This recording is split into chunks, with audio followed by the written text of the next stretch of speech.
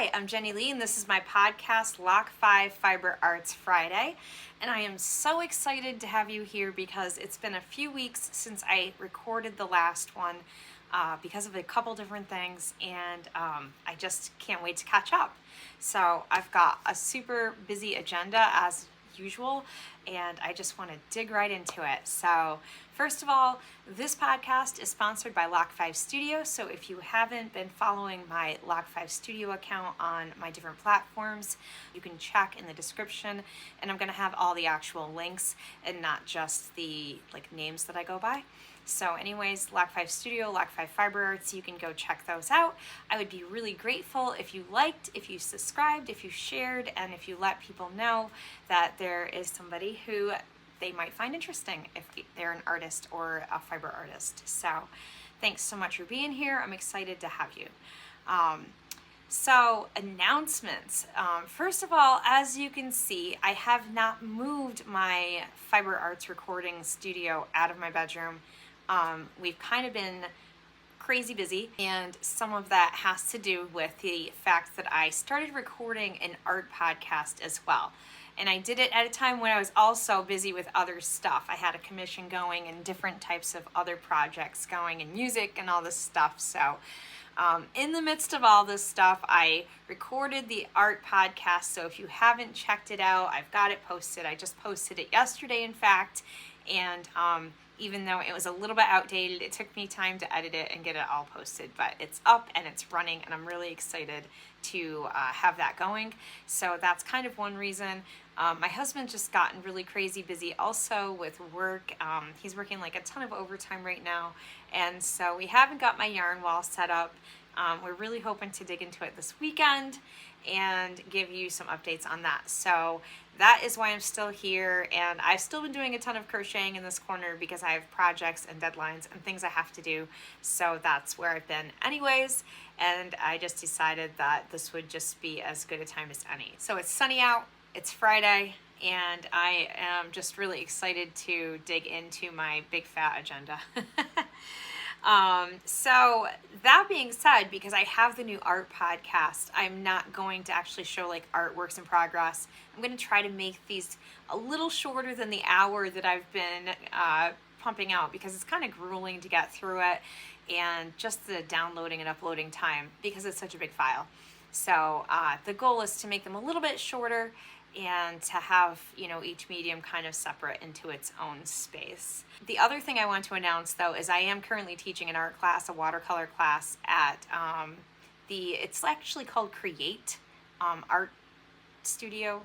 It's on Beekman Street in Saratoga Springs. They're renting the space out while they are renovating the actual Saratoga Arts Center. So that's exciting because I've been going to that building since I was like 7 years old. It's been my library, and it really still has the same exact vibe as it did then, and it doesn't really scream art center. So I guess the renovations will be going until the midwinter time, and in the meantime I am in a little rented space on Beekman Street. So that's Monday afternoons, and I think they want to have me regularly, so I'll keep everyone posted as to when my classes are, and hopefully I'll be taking some of the material that I'm covering in those classes and bringing it onto the YouTube channel.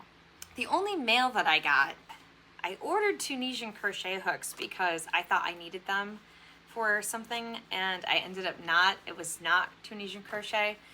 But they came in such a cute little pouch, and with all the different hook sizes, and they seemed to be decent. They weren't like super high quality, or they weren't super expensive, so I did not expect them to be super high quality, but they seem very nice. And so I do actually look forward to digging into some Tunisian crochet. I thought I was going to be doing a pattern test with them, and then I ended up getting the watercolor class and everything, and it became just too much for me to take on. So I still have the hooks, and I still want to learn. So that was really the only exciting mail that I got. As far as hauls go, my husband and I got a fish, little Ada. I've posted a few videos of her. I should do another one actually. It seems to get a lot of views. So anyways, we went to Ocean State Job Lots because I needed a few things for her, and I needed a few inexpensive like squirt bottles, spray bottles for the art class. And so as we were walking in, they had like clothing racks, and usually would just be like, I don't know, it's Ocean State, but it said like cup she, and I thought, well, I'll look through and just see what I can see. And I actually found a couple really cute dresses. They were $10. I have no doubt that they are legitimate, actual brands. Although this one, I'm not sure. I think this one was the cup she, but I really, really liked this one a lot. It's super comfy. It became the inspiration for my color palette for the earrings that I made, the pattern test I did, but I'll talk about that in a minute. And here's the other one that I really like and also have worn already. Really love, kind of longish and maxi length. The other one's like knee length. And then the other one that I found that I really was surprised by my husband.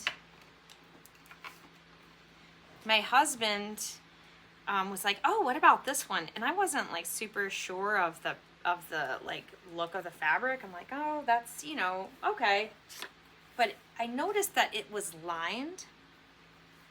And I noticed that it had this wide hem at the bottom, which normally cheaply made fabric or garments wouldn't do. And I noticed like that the beads were really nice, wood ones, not plastic. I noticed that it had pockets, and I noticed that it had a hidden zipper. And I was like, wow, nice rayon. And I thought, this is nice. I've never heard of this Lost+Wander company, but I should definitely get this. I think it'll fit me. And so I bought it for $10, and then I went home and I looked it up, and I saw that Lost+Wander dresses run anywhere between like $100 and $200. The cheapest one I could find was like $109 or $129, and it was a little tiny thing. So this had to be around $150 at least, and I got it for $10, and it's just beautiful. So I'll put the video of me spinning around up on the screen because I'm really excited to have it. So sometimes my like thrifting or my bargain basement hunting isn't always out of the side of the road bin. I will shop clearance racks, and I will also like shop in like those kind of discount bargain stores, because you never know, you might find something really beautiful like I did, and I am so excited for date night with my hubby. So that just leads me into my next topic, which is what I'm wearing right now. I scored this one off of eBay. I think I showed it in my last Fiber Arts, or maybe the one before that. It had arrived, and so today I'm wearing it. It's super comfy. I love it. It has pockets. It has, it's like a crepe material. It's just very, very cozy. I am all about comfort and like affordability and sustainability. So I read a statistic somewhere recently that said we have enough clothing manufactured for the next 6 generations of people, which is just astounding to me. So it's pretty rare I'm going to buy something new, and if I buy it new, it's going to be because it was like at the bargain basement place, you know, and I'm sure it has some kind of malfunction with it, some error somewhere, but I didn't notice it, so I'm just going to enjoy it. This one was used, and I'm gonna put some more life into it before it ends up getting upcycled into something else, probably, because I generally do not just throw things away. I'll either donate or I will sew it into something else. So I'm really excited because now we get to get into the crochet, which is like half the reason why I'm here. So today is Friday, and I want to show you my finished Friday projects. I wish I had finished more, but I did finish some, so I want to show you. What I first finished were some earrings. These earrings are called the Flower Power earrings, and they are a pattern designed by Featherly Crafts, and they are so cute. I just love them. And as you can see, there's only 2 pairs that I have actually finished both earrings. Whoops. Sometimes for a pattern test, I will just make the one, but they are so cute. I really love them. They work up so quickly, and I'm able to like have them match my outfit on the spot. I got inspired by this dress here for the color palette, if you can't tell. Kind of hard to tell with the sun, but. So that was one pattern test I finished. And then these are the spiral mug coasters. And these are designed by Wellstone Creations, and they are just so cute. I really, really love how the colors play with these. So these two patterns are now live, and you can check out their accounts on Instagram, Ravelry, and I think Facebook. The earrings I have in right now are a Wellstone Creations design, so she's the same person who came up with the coasters, so you can check out her account and see her cool patterns. The earrings that I tested were made by Featherly Crafts, and she's the one who did the love bomb. So I love this little pattern. It's so much fun. The last piece that I've been working on so hard is this one.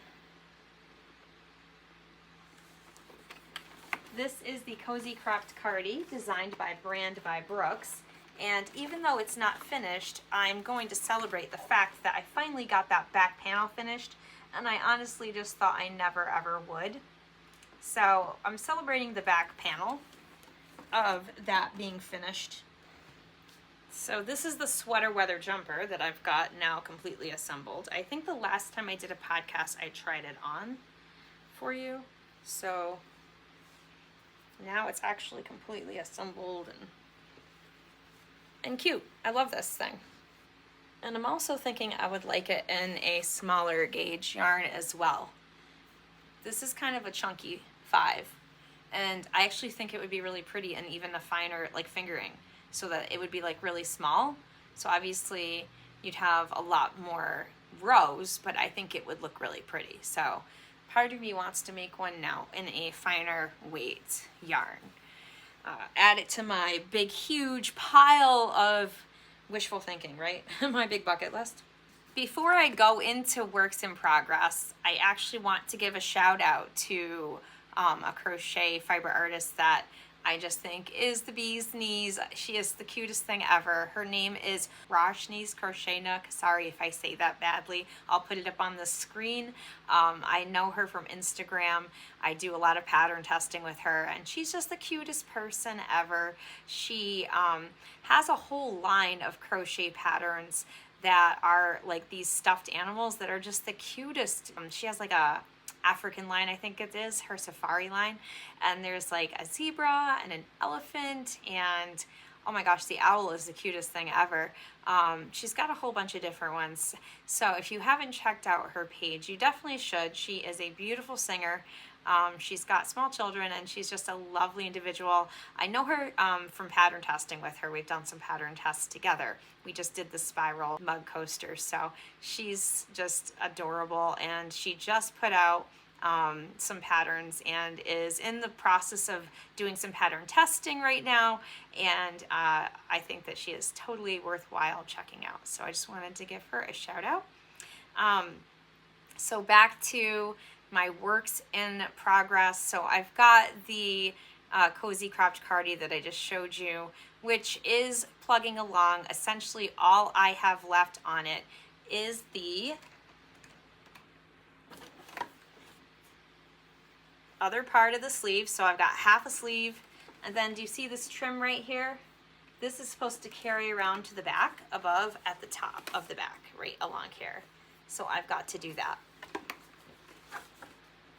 Gotta assemble, like, you know, sew seams, which there's only a few small ones, put buttons on. And so the next time that I am recording this, I'm hopefully wearing this. I'm hoping it fits me. It does fit my model, so it should fit me. So the other things that I am also working on, I have another coaster in the works. It's fun to combine and yarns and see what I come up with. And I've got a pile of earrings that do need to be made. So part of my hack for doing pattern tests for earrings is just making one. But then I can't wear them, obviously, because I don't have two. So works in progress needs to include finishing pairs of earrings that I have yet to finish. This would be really cute with this outfit today, for example. So, you know, maybe when this is over, I'll just sit down and do this one because, you know, it's worth doing. So I'd like to finish them. And then the ones that I have finished, there are lots of pairs that I have made that I don't love the way they sit because I haven't blocked them. So I have like this pair right here, a Wellstone's Creation design. This pair doesn't sit flat, as you can see, and so I really need to block the ones I haven't blocked. Even this pair, I haven't blocked it. They're small enough where they hang kind of flat, but I want to go through and make the second pair, or the second of each of the earrings if I haven't done it yet. And then if I haven't blocked them and they need to be blocked. Not every pair needs to be blocked. These are like textural, these flower ones, so they have a little bit of texture. But these have to be blocked, and not only have I only made one of this, well, this I have blocked, but of these I've only made one, and I have 4 different ones, but I've only made one. So it would be cool if I actually sat down and made the pairs. People really like them in my art classes, so I would like to have the actual entire pair. I've got other ones that I haven't even made into a full earring, actually. Oh, here's 2 of them that I haven't even finished the earring or the fabric part. So I've talked every single week about patterns that I've had in the back of my mind, and obviously because I've thought about it for so long, I have a pile of them. We've talked about my eyeball pattern and other things like the headache-free halter. But here's a pattern that I made up. I do a lot of beanies that I just kind of make up on the fly for my husband. Every winter I will make him a, like, I call them a series. So I'll do like 3 or 4 of a variety of yarns, but the same stitch basically. So this is one that he really loves, and our pastor saw him wearing it and wanted one for himself.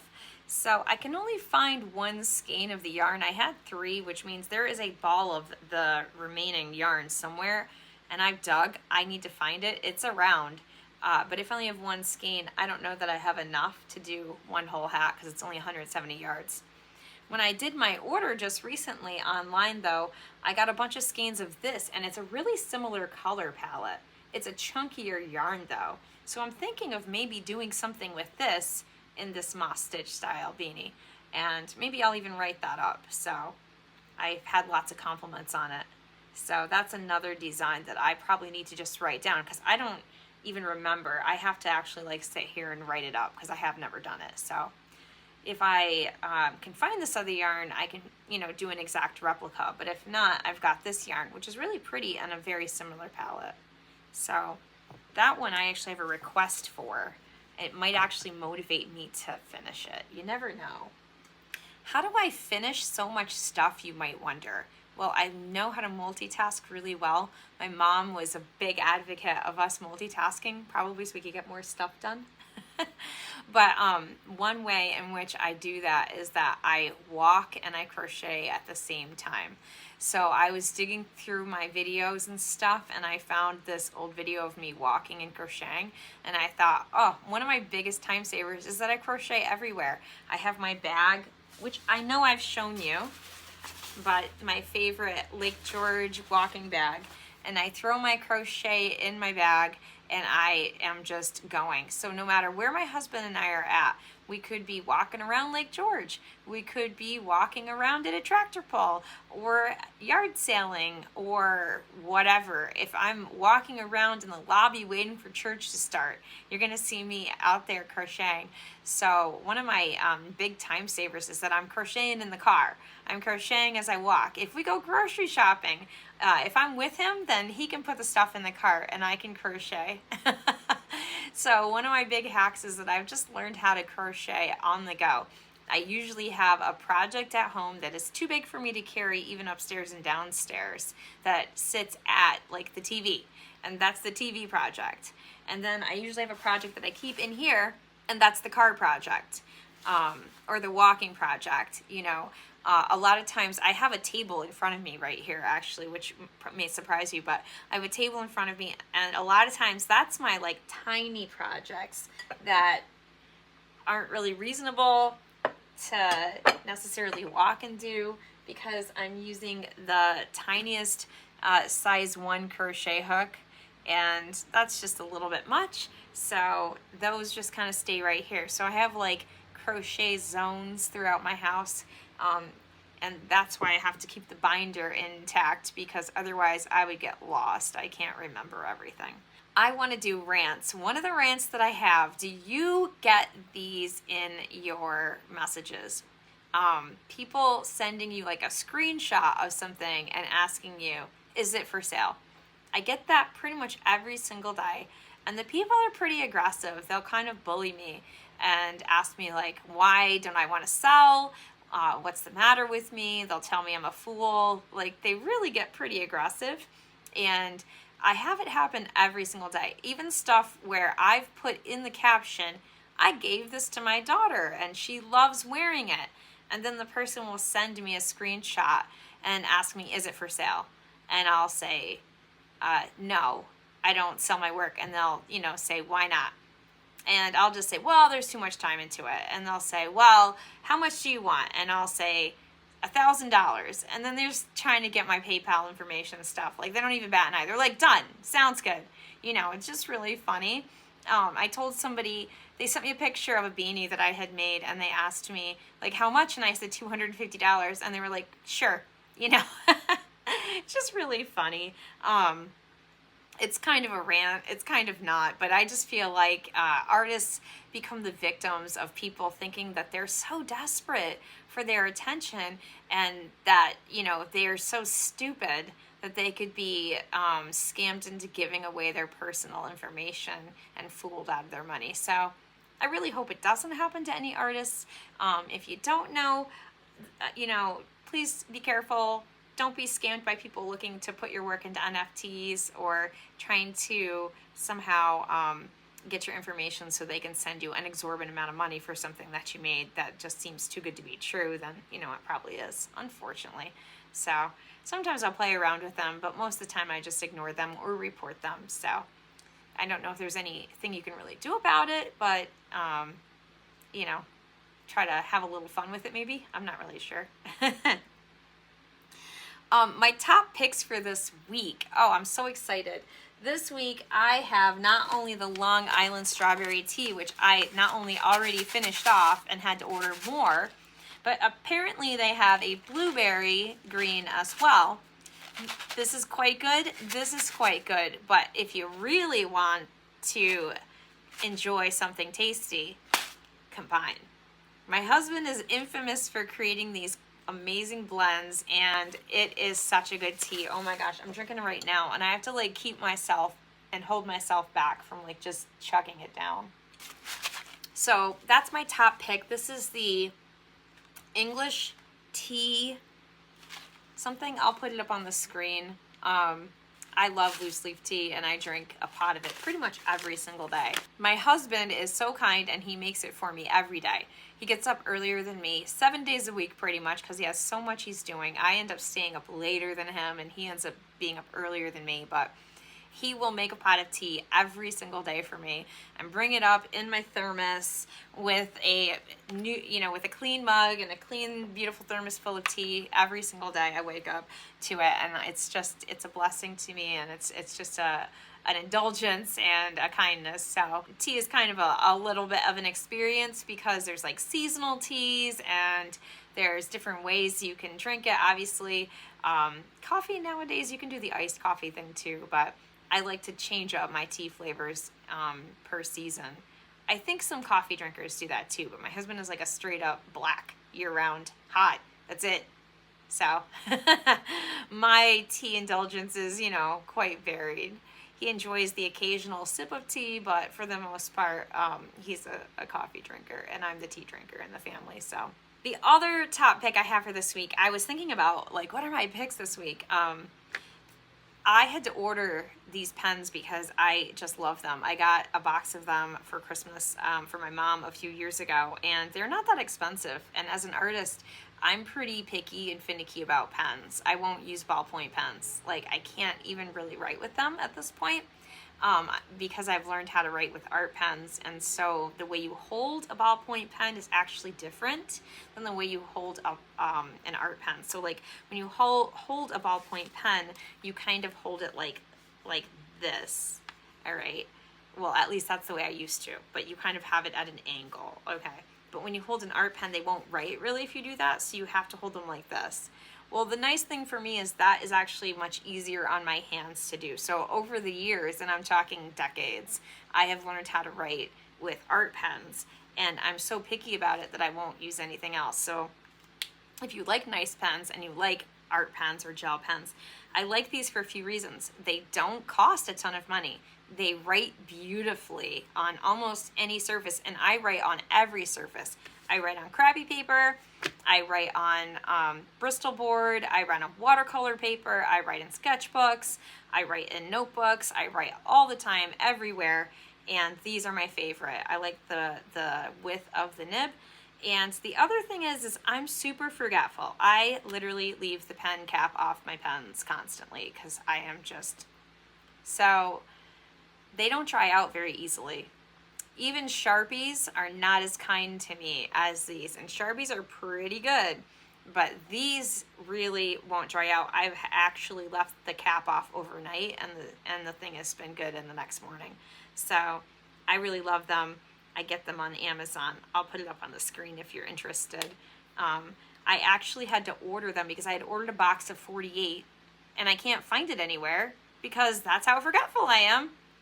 So I told my husband, I'm like, I have to get more. So I ordered another box of them because I can't handle not having them to write with. So it's my little vice, I guess, is I need good writing utensils. But these aren't that expensive. They're probably only like 50 cents a piece, which is a pretty good price point for a nice pen, actually. At least what I consider a nice pen, and I do a lot of artwork, so. I didn't actually use it on the last piece of artwork that I made. I decided to go with a fatter nibbed pen to help me save some time because I was working on this huge 20-inch piece, and I just only had a short period of time to do it, and this would have just taken too long. So anyways, enough about pens. Something about me that you might not know. I love the ocean. When I was little, we lived near the ocean, and I just grew up with such an appreciation for the ocean.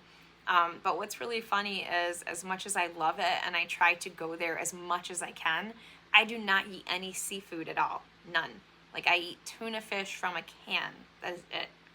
And so I struggle whenever I go to visit the ocean to find food to eat. And I try to be good about it, but it's funny because sometimes where you go, they have like the one non-seafood item on the menu and you're just stuck with it, whatever it is, you know, and you just kind of, you know, do your best to be gracious and deal with it. So the price I pay kind of for like going to the ocean as my escape from the Northeast is that I struggle to find good food.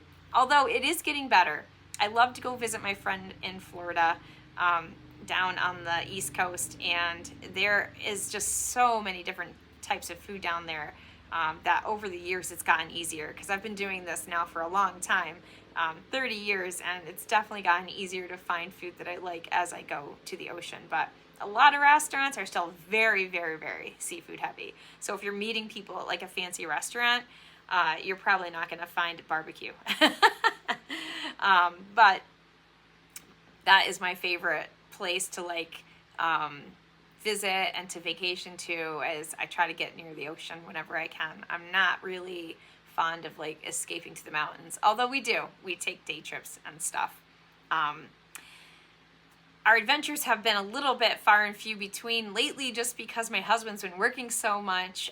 He's hoping to take me to maybe Hobby Lobby or Joann's Michael's run this weekend. He was telling me that he would like to go dig around and do some shopping with me. So if we take any adventures, hopefully I'll remember to get some footage and have that ready to share with you.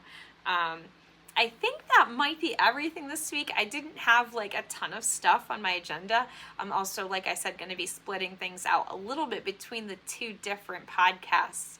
So if you're interested in the other things I'm doing in the art studio, then definitely go check that stuff out. Thank you so much to every single person who has come and hung out with me. I really appreciate you. I love every single one of you. I hope you have a fantastic Friday. I hope you have a great weekend. I hope you find peace. I hope you find joy, and I hope you find love.